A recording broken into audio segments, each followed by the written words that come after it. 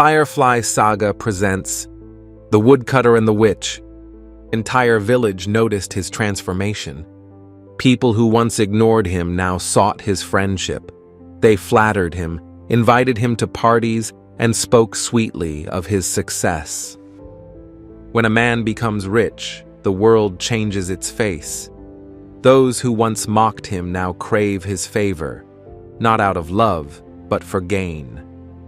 Cameras flashed, champagne flowed, laughter filled the halls of his mansion.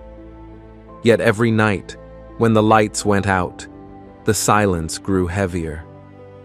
Everyone wanted a share of his fortune. Investors, bankers, beautiful women, and powerful men. The woodcutter welcomed them all. Although he was rich in wealth but poor in wisdom.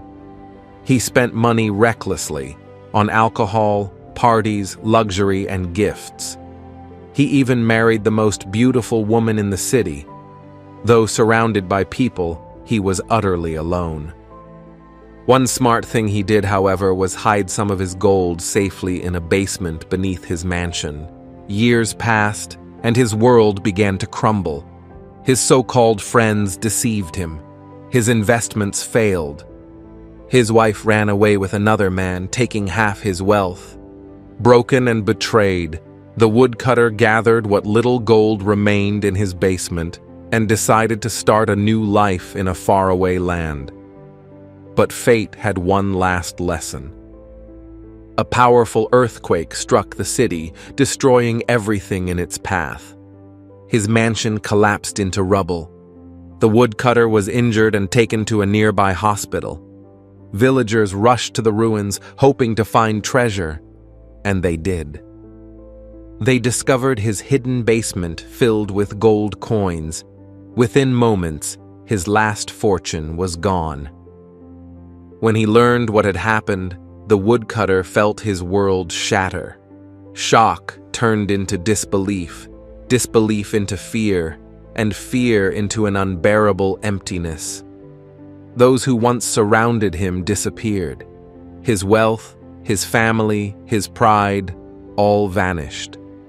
When he recovered, he visited the ruins of his once grand mansion. The walls that once echoed with laughter now lay buried in silence. He fell to his knees, tears streaming down his face, until his eyes caught sight of something half buried in the dirt. It was his old axe, the same one he used to cut trees. He picked it up slowly, realizing that what he had wished to cut the banyan tree that day wasn't a tree, but his own destiny.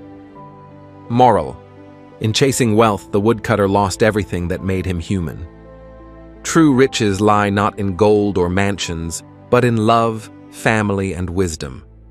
When greed takes over the heart, even the richest man becomes the poorest soul.